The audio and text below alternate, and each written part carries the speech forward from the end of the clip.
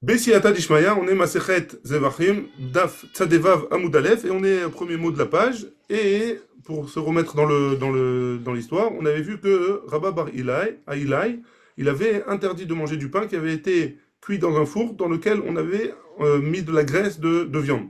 Pourquoi il a interdit ce pain-là? Parce que de peur qu'on en arrive, même il a interdit de le manger même seul, de peur qu'on en arrive à de le manger avec un plat qui s'appelle du koutar qui est fait à base de lait.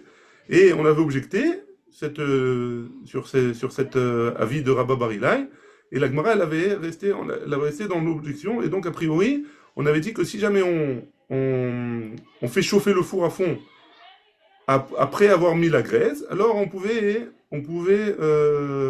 se servir du four pour faire des choses parvées, pour manger avec du lait ou des trucs comme ça, du pain pour manger avec du lait. Maintenant, sur ça, hein, on avait dit, si c'est comme ça, alors pourquoi hein, on demande, Rav, il avait dit que si jamais on s'était servi des marmites en argile, avec du Hametz, alors on ne peut pas s'en servir pour Pessah, on doit les casser. Ouais.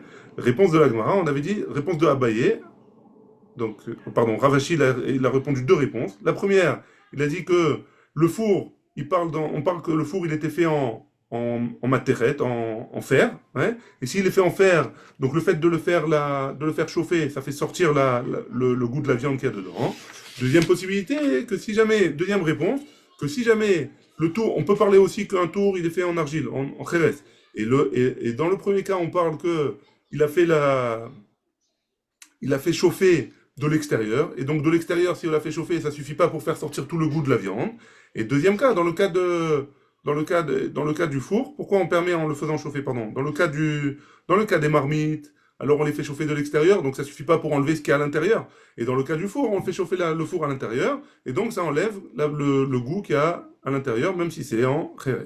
Jusque-là, c'était ce qu'on avait vu plus ou moins hier, et là, la Gemara, elle dit comme ça. Et là, elle va poser une question sur le deuxième tirouz. Et là, le deuxième tirouz, ça veut dire que un c'est à l'intérieur et l'autre c'est à l'extérieur. Le feu il est à l'intérieur et le feu il est à l'extérieur. Quand le feu il est à l'extérieur, il n'est pas assez fort pour enlever le goût qu'il y a à l'intérieur.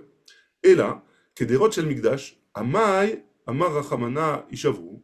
Si c'est comme ça, ouais, que si jamais je le mets à l'intérieur le feu et que ça marche, pourquoi les marmites qu'il y avait au Beth Amikdash, on a dit qu'on devait les casser? Néadrinhu, les chivshonot, on n'a qu'à les remettre dans les chivshonot, c'est-à-dire dans le feu, ouais, on les prend et on les remet dans le feu entièrement, on les met dans le feu. Et dans ce cas-là, hein, parce qu'il y avait, comment il faisait? Il mettait des morceaux d'argile dans un grand feu et il fabriquait les marmites avec ça. Donc on n'a qu'à les prendre et les mettre là-bas. Et avec cet argile-là, le goût, enfin les kodachim qu'il y a dans les marmites, etc. Ils pouvaient s'en servir là-bas. Ils pouvaient s'en resservir après. Pourquoi là on leur demande de les casser, on ne peut plus s'en resservir? Amar Rabbi Zera, il dit, les filles chez N aussi kifshonot Berushalayim, parce qu'on ne fait pas de kifshonot à Jérusalem, on ne fait pas de fabrique d'argile à Jérusalem. Amar Abaye, il dit, Vechi osin ashpatot ba'azara, et quoi, on fait des ashpatot, on va casser les marmites là, et on va les jeter dans la Hazara. C'est pas kavon. Ishtami tete, ha detane shemaya bekal nevo. Abaye, il a oublié la braïta qu'il avait enseigné Shemaya bekal nevo. Shivrei keli cherez, les marmites qui se sont cassées dans le Beth Amikdash, Nivlain bin Koman, il y avait un miracle qui se passait au Beth Amikdash, qu'ils étaient avalés dans le sol du Beth Amikdash. Et donc, étant donné qu'ils étaient avalés là-bas, alors il restait pas, il n'y avait pas de hashpatot, il n'y avait pas de ben à ordures dans le Beth Amikdash. Et il a oublié ça, et c'est pour ça qu'il a posé sa question. Et là, ha damar Rav Nachman barabba baravua, tanour shel migdash, shel matechet ava. Et pourtant, on a enseigné que le tanour, le four qu'il y avait au Bet Amikdash, il était fait en matechet, il était fait en fer. Navid decheres, on n'a qu'à le faire. En argile, des sikomi bifnimhi, et parce que on le fabrique, le four, on met la chaleur, on la met à l'intérieur, et donc il n'y a pas de problème, on pourrait faire cuire les kodachim, etc. dans ce four. Et à chaque fois qu'on le rallume, alors il se cachérise, entre guillemets. Kevan deika shte alechem. Pourquoi il ne fait pas ça? Parce que il y a, dans ce four, on faisait à Shavuot deux pains. Velechem apanim. Et le lechem apanim. Une seconde.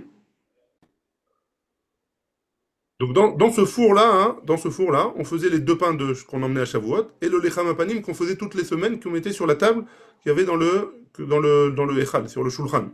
Dafiatan betanour, qu'on les faisait cuire dans le tanour, ou gdushatan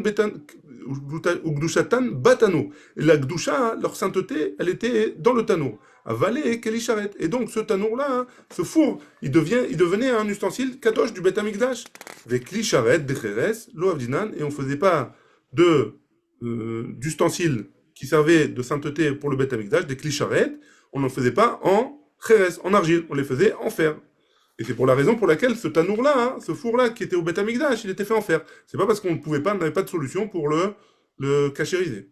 Et on a tourné la page, on est Tzadeva Vamoudbet, la fil au Rabbi Yosef Rabbi Yehuda, et même pour Rabbi Yosef Rabbi Yehuda, Loka Amar, et là, Deretz, tout ce qu'il a dit, Rabbi Yosef Rabbi Yehuda, que les clicharettes, ils n'étaient pas en fer, alors ils étaient en bois d'après lui. Aval de Kheres, mais en argile, ils n'étaient pas. Donc c'est pour ça que ce tanour, on ne le faisait pas en argile, parce que c'était un cli charet.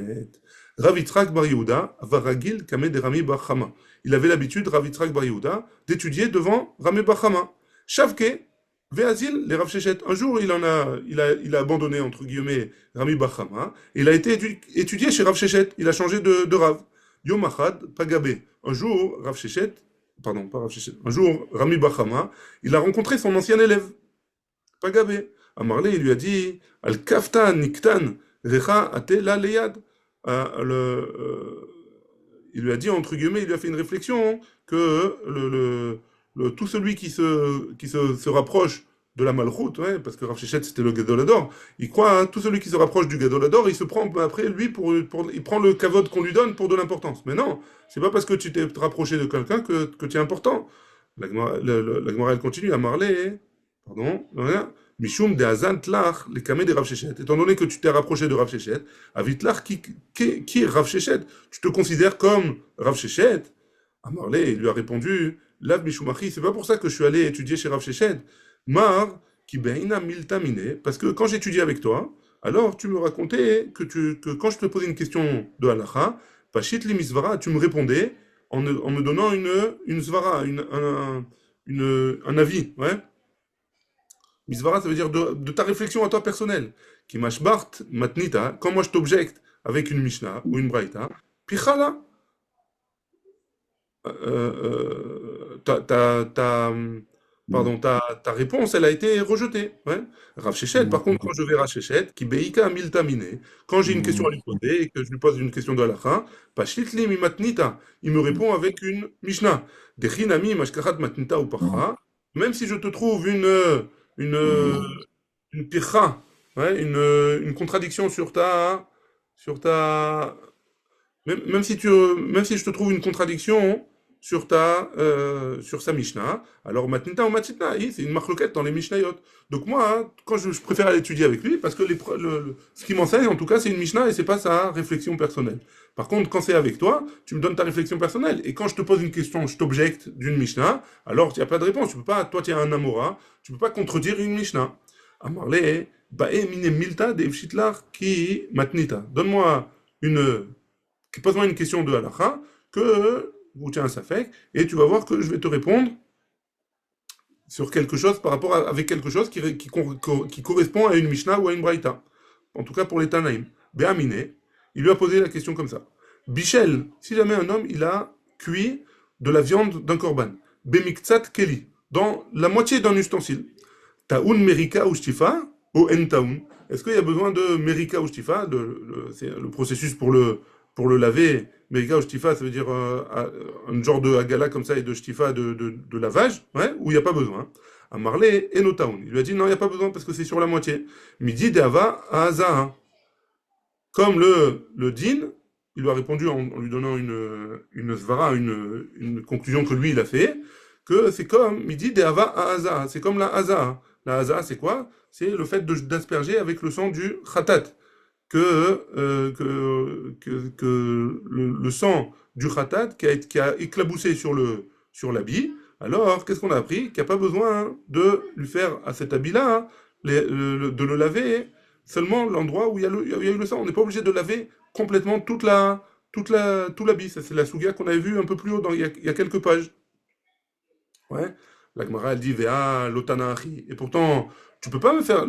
On n'a pas de Tana qui pense comme ça, on n'a pas de Mishnah ou de Braïta qui pense comme ça, que le fait d'avoir aspergé du sang sur une partie de l'habit, il y a besoin de laver que la partie de l'habit. Et par contre, dans une marmite, et donc, obligatoirement, dans une marmite dans laquelle on a cuit sur la moitié de la marmite, alors il faudrait laver que la moitié de la marmite, il faudrait cachériser que la moitié de la marmite. Amarlé, il lui a répondu, Mistabra, que beged. C'est logique de dire que ça ressemble au beged. Ma beged, et notaun kibous, et la makom adam, l'habit du Kohen qui a besoin seulement d'être lavé, il y a seulement l'endroit où il y a eu le sang. Afkeli, et notaun merika ushtifa, et la même makom bishul. C'est logique de dire que, pareil, dans un ustensile, il y a besoin de le rincer, ou de le laver, ou de le cachériser, seulement l'endroit où il y a eu le bichoul, la cuisson. Amarlé, il lui a dit, Midame, il lui a répondu, en quoi ça ressemble? Je vais t'objecter, hein. Pourquoi tu me dis que ça ressemble les deux? Ça ressemble pas. Dame, l'homme par PA, le sang qui a coulé sur l'habit, il va pas se propager sur tout l'habit. Il se propage, il bout pas, ouais, il va pas se propager sur tout le reste. Bichoul, par contre, la cuisson, mais par PA, il va bouillir et ça va, les édimes, les vapeurs, elles vont s'éparpiller dans le reste de l'ustensile. Vérod, et en plus de ça, Tania, on a une braïta qui dit comme ça, Chomer ba'aza mimerika ushtifa. Il y a quelque chose de plus fort dans la haza, dans l'éclaboussure de sang, que dans l'amérika ou la shtifa. Chomer b'amerika ou b'shtifa, mi be'aza. Et il y a quelque chose de plus grave dans l'amérika ou la shtifa que dans l'éclaboussure de sang. Et là, la Gemara, elle va expliquer c'est quoi les choses plus graves qu'il y a dans chaque côté. Chomer be'aza, c'est plus grave l'éclaboussure de sang. Chez Aza, Yeshena, Bechataot, Achitzonot. Pardon, Yeshna. Il y a la Aza, l'éclaboussure de sang. Il y a elle existe dans les Chataot, dans les Korban Chatat, Achitzonot, qui sont extérieurs, ou Bechatot Apnimiot, ou des sangs qui sont à l'intérieur. Ça veut dire qu'on jette le sang du Chatat à l'intérieur ou à l'extérieur. V'yeshna lifnezrika, et il y a aussi avant le fait d'avoir jeté le sang sur le misber. Mashienken bemerika ushtifa, c'est pas la même chose dans le merika ushtifa. Et donc c'est plus ramour, c'est plus grave l'éclaboussure de sang de ce point de vue-là. Chomer bemerika ou beshtifa. Maintenant de l'autre point de vue, c'est quoi qui est plus grave dans l'Amérika ou la shtifa? Chez Merika ou shtifa, noaget ben kodesh kodashim, ben kodashim kalim, peu importe le korban, que ce soit un korban qui est du niveau haut, qui est un kodesh kodashim, ou un niveau plus bas qui est kodashim kalim, ouais, alors il faut faire Merika ou shtifa pour enlever le goût du korban qui est dans la marmite. Bichel bemiktsat, si jamais il a cuit dans une partie du miktsat akli, dans une partie de l'ustensile. Taoun Merika ou shtifa, kol akli, il y a besoin de Merika ou shtifa, de tout le kli. C'est une braïta explicite que si jamais on a fait d'une petite partie du kli, alors il faut faire la cachérisation de tout le kli. Alors que c'est pas la même chose quand le sang il a éclaboussé sur l'habit, qu'il faudrait faire que sur la partie de l'habit qui a été éclaboussée. Amarle, Itania, Tana, il lui a répondu, si c'est une braïta, alors c'est une braïta, je peux rien dire, je peux pas contredire. Beta Amamai. Et quelle est la raison alors? Amarkra, on a un passouk qui nous dit, Ve'im bikli nechoshet, bouchala. Si jamais ça a été cuit dans un kli en nechoshet, alors, va filo bemixat akli, même une partie du kli, il faudra faire merika ou shtifa de tout le kli entier, et il apprend de ce passouk-là dans Vaikra, Ve'im bikli nechoshet, bouchala. On est arrivé aux 2 points, à la page Tzadeva Vamoudbet. On continue. La Mishnah, elle avait dit Echad Kodesh Kodashim, et je continue, je lis la suite de la Mishnah. Echad Kodashim Kalim, Teonim Merika Ushtifa, il y a besoin de faire la cachérisation. Et d'après Rabbi Shimon, Kodashim Kalim, il n'y a pas besoin. Donc dans la Mishnah, il y a deux avis. Premier avis, c'est Tanakama, il dit que ce soit les 2 niveaux différents de Korbanot, alors il faut faire la Merika Ushtifa. Il faut cachériser la marmite. Par contre, d'après Rabbi Shimon, si c'est des Kodashim Kalim, ça veut dire que c'est le niveau le moins fort de Korbanot, alors il n'y a pas besoin de faire Merika ou Shtifa de la marmite. Tanou Rabbanan, on a une braïta qui nous dit comme ça. D'où est-ce qu'on apprend ça? Khatat, donc il y a un passage qui est marqué Zot Torah ta Khatat. Enli et la Khatat. Ça, c'est vrai pour le Korban Khatat. Kola Kodashim Minaïn, d'où est-ce qu'on apprend que tous les Korbanot, alors il faudrait, oui, faire aussi Merika ou Shtifa. Hein? Talmud Lomar, Kodesh Kodashim Hi. Il y a marqué Kodesh Kodashim à la suite, il y a marqué. Et donc, ça nous apprend tous les autres korbanot. Yachol, Shani Merabe et Trouma. Est-ce que je vais rajouter la Trouma? Que si jamais je fais cuire dans une marmite de la Trouma, alors je vais devoir lui faire Merika ou Shtifa de la marmite? Talmud Lomar, Ota. Non, il y a marqué Ota. Ota, ça veut dire on exclut la Trouma. Prat li Trouma. Divrei Rabbi Yehuda, ça c'est d'après Rabbi Yehuda. Rabbi Shimon Omer, Rabbi Shimon nous dit, Koche Kodashim, Teunin Merika Ushtifa, Kodashim Tekkalim. Donc les Koche Kodashim, ça veut dire le niveau le supérieur des korbanot. Alors il y a oui besoin de faire l'Amerika ou la Shtifa, la cachérisation de la marmite. Kodashim Kalim, Enan Teunin Merika Ushtifa. D'après Rabbi Shimon, si jamais c'est le niveau le plus bas de korbanot, il n'y a pas besoin de faire l'Amerika ou Shtifa. Dirtiv, d'où est-ce qu'on apprend ça? D'après Rabbi Shimon, Koche Kodashim. Parce que, pardon, Kodesh Kodashim, il y a marqué comme ça. Kodesh Kodashim in, Kodashim Kalimlo, étant donné qu'il y a marqué Kodesh Kodashim explicitement, donc c'est seulement d'après lui les Kodesh Kodashim, mais pas les Kodashim Kalim. Maïtama de Rabbi Yehuda. Quelle est la raison de Rabbi Yehuda? Ota, les Maote Trouma. Parce que Rabbi Yehuda, il a dit, comme il a écrit Ota un peu plus bas, ça vient nous exclure la Trouma. Donc Kodesh et Kodashim, ça vient nous exclure tous les autres korbanot. Miklal des Kodashim Kalim, Teunin Merika Ushtifa. C'est pour ça que ça vient nous inclure les autres Kodashim Kalim, les autres niveaux de korbanot. Et donc tous les autres korbanot aussi, il y a besoin de Merika Ushtifa. Et comme parce qu'il y a marqué Ota, le Ota, il vient nous exclure la Teruma. Et Rabbi Shimon, qu'est-ce qu'il va dire par rapport à ça? Amarlach, Ota, Kede Amaran, Kede Amrinan, comme on a dit plus haut dans le Tzaddik Gilel Amoud Alev, que ce Ota-là, elle vient nous exclure les korban khatat qui est pas soul. Que si jamais j'ai mon korban khatat qui est pas soul, son sang, il est venu sur un habit, alors il n'y a pas besoin de laver l'habit. En tout cas, il n'y a pas besoin de kibbutz ou gadim. Ou trouma. Et la trouma, alors qu'est-ce qu'on fait avec les l'omibaya? Il n'y a pas besoin de merika ou shtifa. Il n'y a pas besoin de merika ou shtifa. Et pourtant, pardon, mechila. C'est une question en fait. La Gemara elle dit ou trouma et la trouma, l'obaya merika ou shtifa. Il n'y a pas besoin de faire la merika ou la shtifa. D'après, en tout cas, Rabbi Yehuda, il a dit qu'il n'y avait pas besoin. Et d'après Rabbi Shimon non plus, a priori, il n'y a pas besoin puisque c'est encore moins kadosh que les kodashim kalim. Et pourtant, on a une braïta qui nous dit kedera chez Bichelba Bassar. Si jamais j'ai une marmite dans laquelle j'ai fait cuire de la viande, je n'ai pas le droit de faire cuire du lait. Veim bishelba. Et si jamais j'ai fait cuire du lait, benoten ta'am. Est-ce que la viande, elle va donner du goût au lait pour pouvoir manger ce lait? Trouma, lo yevashelba chulin. Si jamais j'ai fait cuire dans une marmite de la trouma, j'ai pas le droit de faire dans cette même marmite. J'ai pas le droit de faire cuire du choulin, quelque chose qui n'a pas de sainteté. Veim bichel, et si jamais je l'ai fait cuire, benoten ta'am. C'est aussi en fonction de est-ce que ça a donné du goût ou ça n'a pas donné du goût. Donc donc pourquoi tu me dis que la trouma, il n'y a pas de besoin de merika ou shtifa? Il y a besoin, tu vois bien que la trouma, si j'ai pas le droit de faire, et si je veux faire, alors benoten ta'am, donc il faudrait, pour pouvoir me servir de cette marmite, il faudrait que je lui fasse la cachérisation. Amarabaye, l'autricha. Et là, des amars morts, il n'y a pas besoin pour. Et là, ce qu'il a dit, mort, ce qu'il a dit le Rav, Bichel bemixat keli, si jamais il a fait cuire dans une petite partie de l'ustensile, taoun merika ou shtifa, kol keli. Ah, trouma, l'otzarich, et là, comme chez Bichel. Non, il y a besoin, moi j'ai dit par rapport à ce qu'il a dit le Rav, c'est que j'ai pas besoin de merika ou shtifa dans tout le kli quand j'ai fait cuire de la trouma. Mais faire merika ou shtifa dans la partie du kli dans lequel j'ai fait cuire la trouma, c'est-à-dire la moitié, l'endroit où j'ai fait cuire, alors, là, il y a besoin. Ça, c'est la première explication de Abaye. Deuxième explication, Rava Amar, l'autricha, et là, les Amar mort, ce qu'il a dit mort. Bemaim, velo beyain, bemain, velo bemazung. Ah, afilu bemaim, afilu bemazung. Donc, j'ai pas besoin par rapport à ce qu'il a dit Rav. Dans la Braïta. Qu'est-ce qui est marqué dans la Braïta? Le passou qui vient nous apprendre que Merika ou Shtifa, c'est dans les korbanot. Ve'im, beklin, echochet, etc. Alors, qu'est-ce qu'on a appris de là? Que l'Amerika ou Shtifa, on a besoin de le faire seulement Bemaïm, mais pas avec du vin. J'ai pas le droit de faire ma cachérisation avec du vin. Je ne peux le faire que avec de l'eau. Vélo Bemazouk, et non plus avec du vin qui a été coupé avec de l'eau. Ouais, dans le cas de la Trouma, j'ai le droit de le faire à Philo Beyaïn, à Philo Bemazouk, j'ai le droit de le faire et avec du vin et avec du mazouk. Donc d'après l'explication de Rava, ça vient nous apprendre autre chose, pas comme Abaye, ça vient nous apprendre que les korbanot, etc., Merika ou Shtifa, je peux le faire que avec de l'eau. Ni avec du vin, ni avec du vin coupé à l'eau. Mais par rapport pour la Trouma, par contre, j'ai le droit de le faire et avec de l'un, ou du vin, ou alors avec du vin qui a été coupé.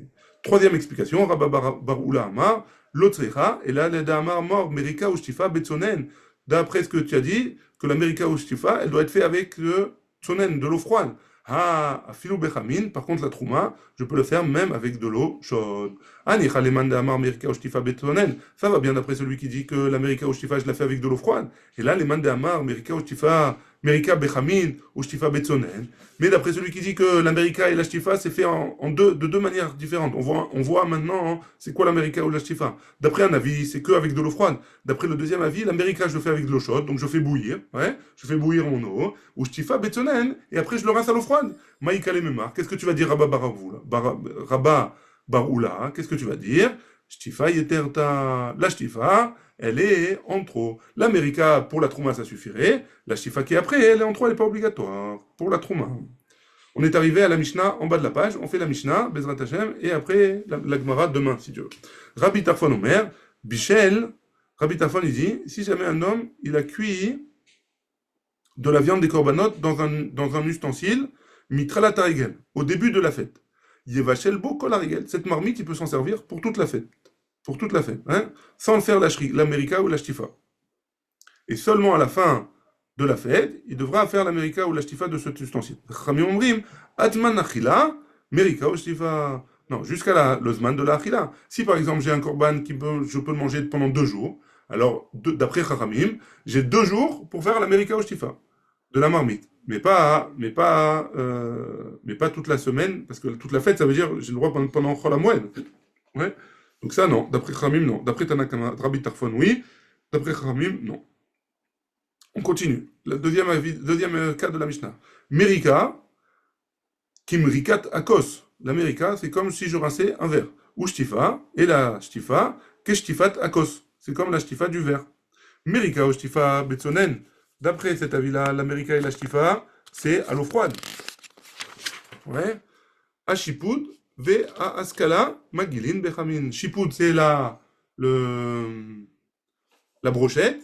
Askala, c'est la grille du barbecue. Magilin Bechamin. Pour pouvoir les cachériser, alors d'après ça, il faudrait faire la Agala avec de l'eau chaude. Ça veut dire les mettre les faire tremper dans de l'eau brûlante qui est en train de bouillir sur le feu. Et on est arrivé à Tzadezaïn Amoud Aleph, à la Gemara. Baruch Adonai le'olam. Amen ve amen.